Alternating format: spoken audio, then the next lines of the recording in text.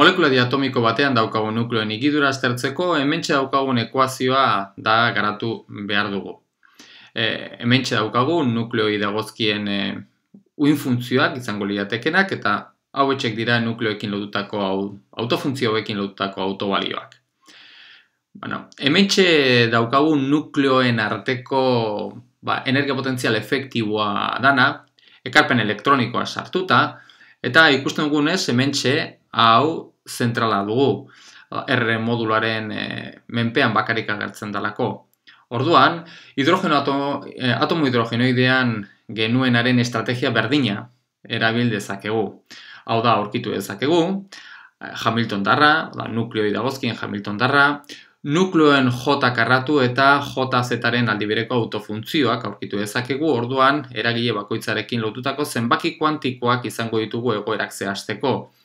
H-rekin lotutako nu zenbaki kuantikoa erabiliko dugu, J karratuarekin lotutako J letra eta JZ-rekin lotutako MJ izango dugu. Orduan, horretarako, saiatu egin ditzakegu, uhin funtzio hauek zehazteko, hementxe dagoen 0 honekin batera, gora ezagun 0 honek adierazten duena, zein den zehaztuta dagoen egoera elektronikoa. Kasu honetan, daukagun egoera elektronikoa oinarrizko egoeran dugu eta hori dela eta orduan 0 horrekin adierazten dugu. Egoera elektronikoa beste bat izango balitz, adibidez J egoera elektronikoan egongo balitz, orduan hemen J bat jarriko denuken, gauza bera, hementxe daukagun energia potentzial efektibo horretan, hementxe J bat jarriko denuken, baina, kasu honetan, eta nolabait zehazteko, hementxe, zehaztu nahi dugu zein den nukleoen higidura, baldin eta egoera elektronikoa oinarrizko egoeran dagoela. Orduan, horrekin batera, 0 horrekin batura, beste hementxe dauzkagun zenbaki kuantiko guztioik izango ditugu, nu, J eta MJ, eta saiatu indezakegu atomo hidrogenoidean erabilitako estrategia berdina.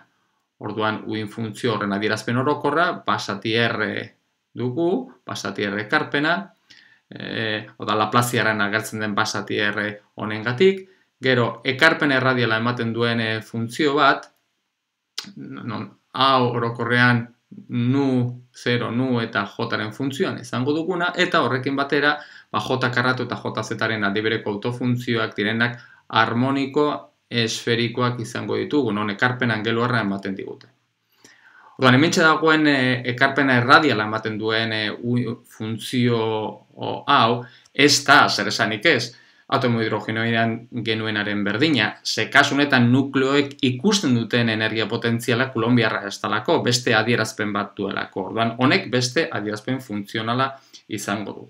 Orduan, horretarako egingo duguna berriro, atomo hidrogenoidean jarritako estrategia berdina egingo dugu, orduan egingo duguna izango da, lehenengo eta behin hementxe daukagun Laplaziarra, jarriko dugu koordenatu esferikoetan. Eta koordenatu esferikoetan jarrita gero, orduan ordezkatu egingo dugu hementxe daukagun, uhin funtzioari ematen diogun adierazpena. Koordenatu esferikoetan, Laplaziarra koordenatu esferikoetan jartzean, orduan bi ekarpen hauek ditugu. Alde batetik, hementxe dugu energia zinetiko erradiala, gogora ezazue izatez atomo hidrogenoidean, hidrogeno atomoan, garatutako ekarpen berdinak ditugulako, ez? Alde batetik, hementxe daukagu, energia zinetiko erradialarekin lotuta dagoen ekarpena, beste aldetik hementxe J karratuaren proportzionala dugun beste ekarpen bat dugu, hau energia zinetiko ortorradiala ematen du, eta J karratu honen gainean, uhin funtzioen gainean aplikatzerakoan, J karratu eta JZ-aren aldibereko autofuntzioak, batiz ere, harmoniko esferikoen gainean aplikatzerakoan, honek ematen du, honek konstante bat emango digu. Eta uhin funtzio honen ordez, garapen honekin ordezkatzen badugu, orduan azkenean, harmoniko esferikoen eragina joaten zaigu. Orduan, horrekin ordezkatzen badugu, ateratzen zaigun adierazpena hause dugu. Eta horrek ematen digu zein den hementxe daukagun ekarpen erradiala ematen duen funtzioak bete behar duen adierazpena. Orduan, beraz, ja badaukagu hementxe dagoen ekarpen erradialak duen funtzioak bete behar duen adierazpena, eta hurrengo urratsa izango dugu hau garatzea. Zer esanik ez hau garatzea oso gauza zaila da, ez? Zaila da, arrazoi batez ere, ja normalean zaila bada, hementxe R-ekiko menpekotasuna daukaten beste bi ekarpen hauek ditugolako. Lehenengo eta behin daukagu hause, eta gero horrekin batera daukagu beste hause. Atomo hidrogenoen kasuan, bai garatu ahal izan genuen zehaztasun analitikoki eta zehaztasunez, ze kasu honetan honek adierazpen kulonbiarra zuelako. Kasu honetan hementxe honek duen adierazpena, ja oso zaila da, gora ezazue zein den HB+en kasuan atera genuen adierazpena, ja adierazpena oso komplexua zen, ez? Beraz, kasu horretarako adierazpen zehatzak ateratzea, adierazpen analitikoak ateratzea ezinezkoa da. Hau dela eta orduan bi hurbilketak egingo ditugu. Alde batetik, ekarpen rotazioarekin lotutako ekarpen horrekin, da J karratuarekin lotutako ekarpenean egingo dugu ekarpen bat, eta gero bestatetik beste ekarpen bat egingo dugu hementxe.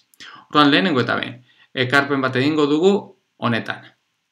Hau, R-ren funtzioan dugu, baina ekarpen nuklearrak, aztertzerakoan nukleak ez dira asko mugituko. Orduan, neurri handi batean, nukleoen arteko distantzia R0-tik asko ez da aldenduko. Eta hori dalata hementxe egingo dugu R hori R0-rekin ordezkatuko dugu. Hori da egingo dugun lehenengo hurbilketa. Beraz, ekarpen hause beste ondorengo adierazpen honekin ordezkatuko dugu.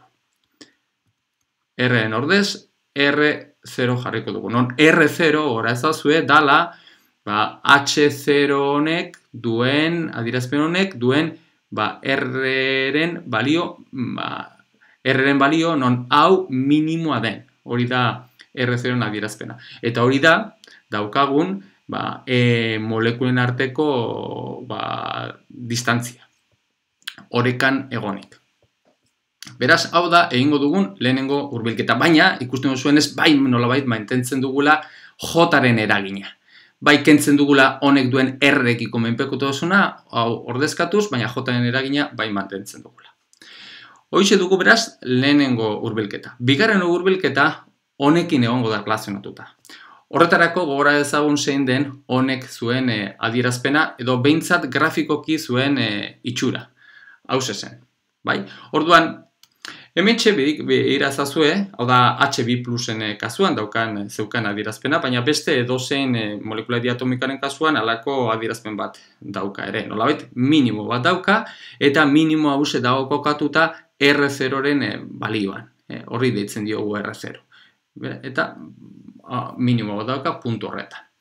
Normalean, asko molekulen arteko, edo nukleoen arteko distantzia asko ez da aldenduko R0 balio horretatik, pisutsuak direlako. Orduan zera egingo dugu. Hementxe daukagun kurba hause parabola batekin ordezkatuko dugu. Hau da, azken finean egingo duguna izango da, bigarren ordeneko Taylorren garapena R0-ren inguruan. Eta hori da, parabola batekin ordezkatzea. Orduan, hause bera, parabola batekin ordezkatzen badugu, halako gauza batekin, halako adierazpen batekin ordezkatzen ari gara.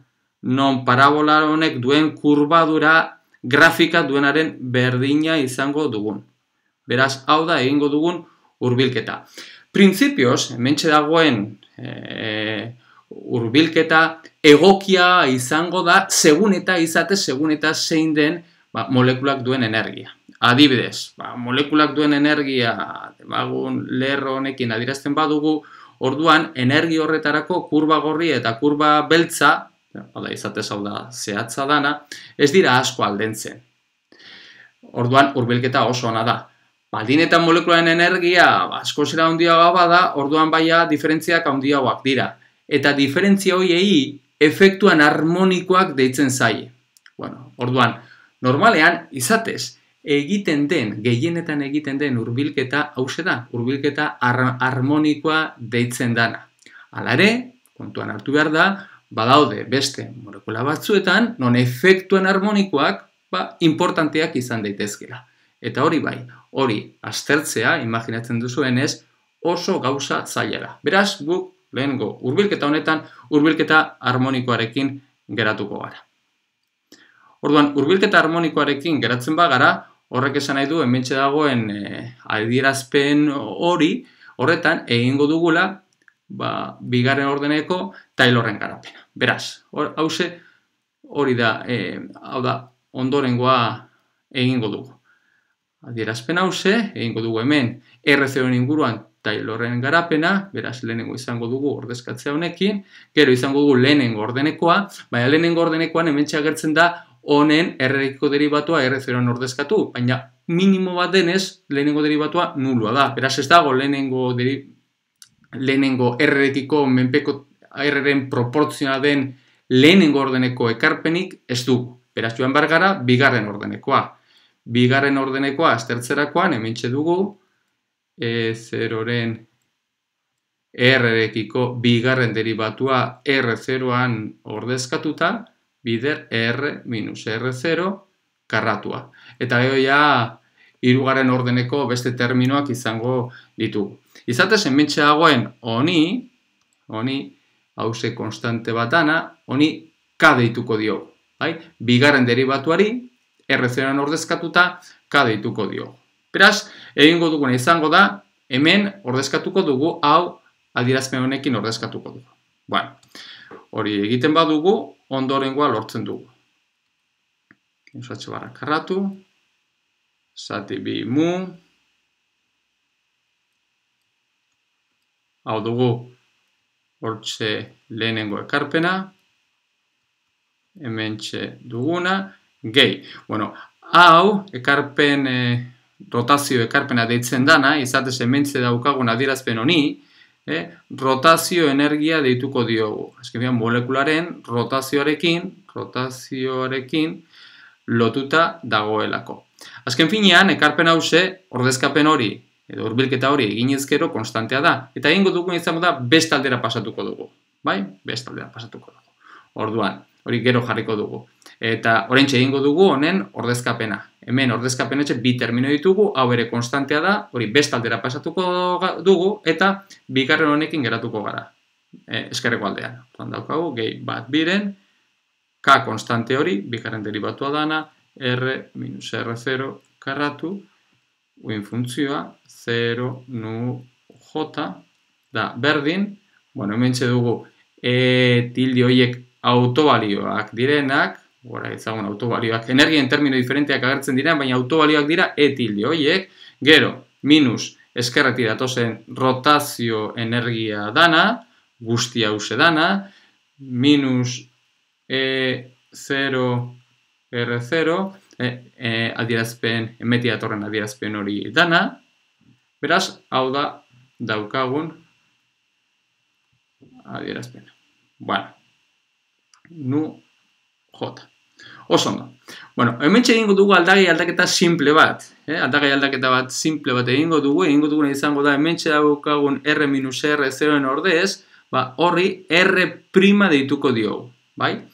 Bueno, aldagai aldaketa simple hori egiten badugu, R-rekiko deribatua eta R'-rekiko deribatua berdina geratzen zaigu, beraz, geratzen zaigun adierazpena da, ez da aldatzen, baina, bueno, jarriko dut hala eta guztiz ere, batez ere, aldagai aldaketa simple hori eginez, uste dut ja argi ikus dezakegula zein den geratzen zaigun adierazpena bat biren K R' karratu, R tilde, 0, nu J.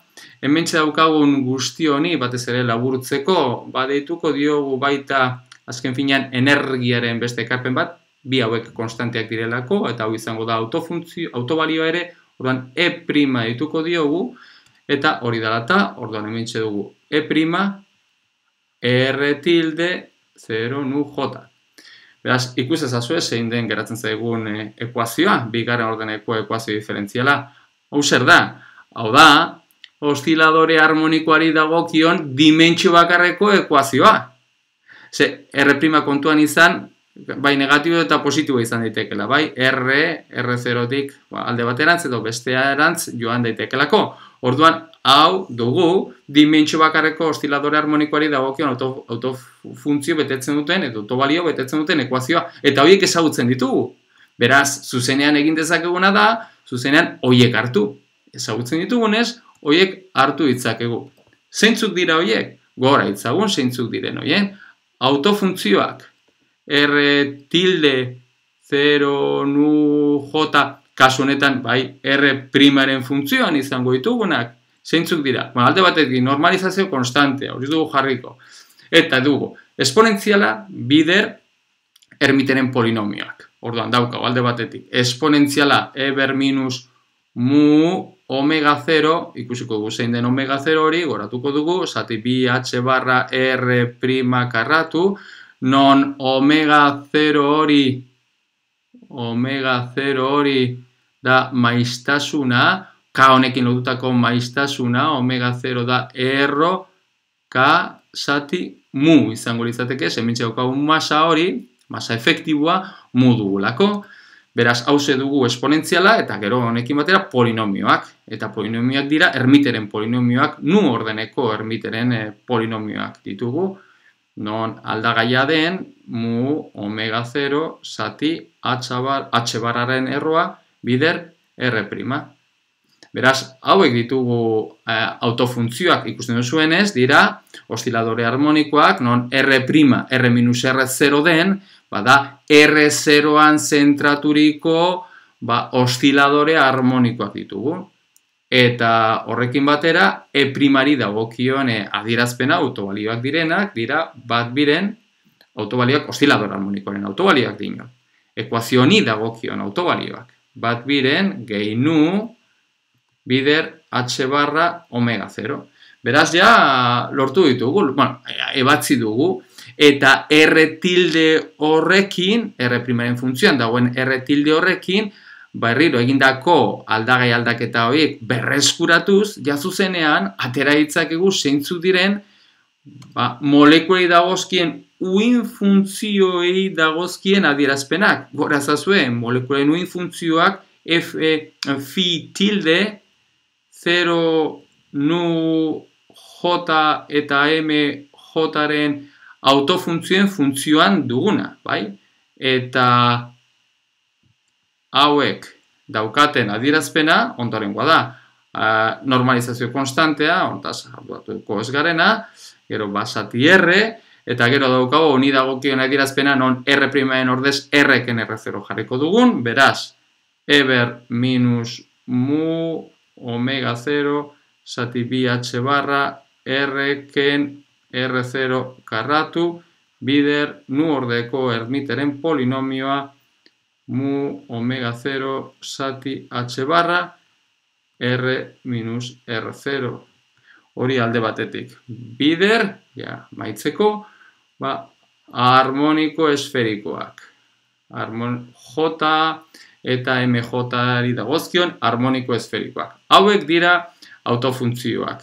Eta honekin lotuta, interesantea, atera ditzakegu zeintzu diren baita molekuli egoera hori dagozkien autobalioak. Autobalioen adierazpena hauxe da, beraz emetik askatu egin behar dugu autobalioen adierazpena. Guztionen batura da berdin E', non E' hauxe dugu, beraz, egingo duguna izango da emetik askatuko dugu zein den egoera hori dagozkien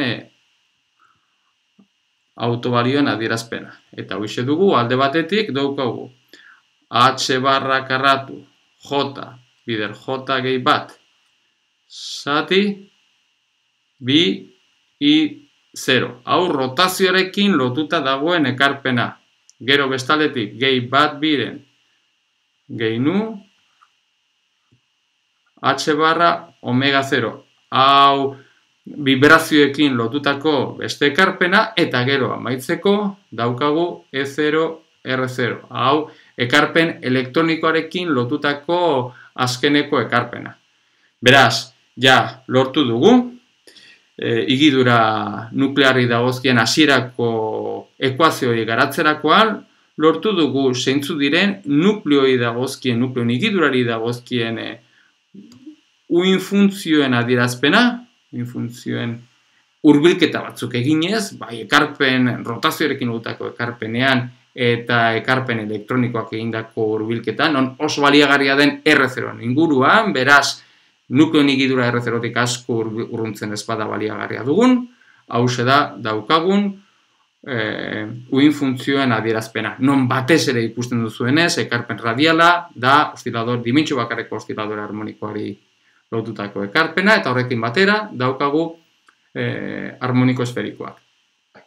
Eta egoera honi dagozkien energiak, beraz, autofuntzioak izango direnak, hau etxek ditugu. Non hemen, 3 ekarpen bereiztu egin ditzakegun. Beraz, ondorengo atalean, aztertuko dugu, 3 ekarpen hauen ezaugarriak aztertuko ditugu, ze 3 ekarpen horiek igidura diferenteekin lotuta daudelako. Rotazio igidurarekin, vibrazio igidurarekin eta ekarpen elektronikoa dugu.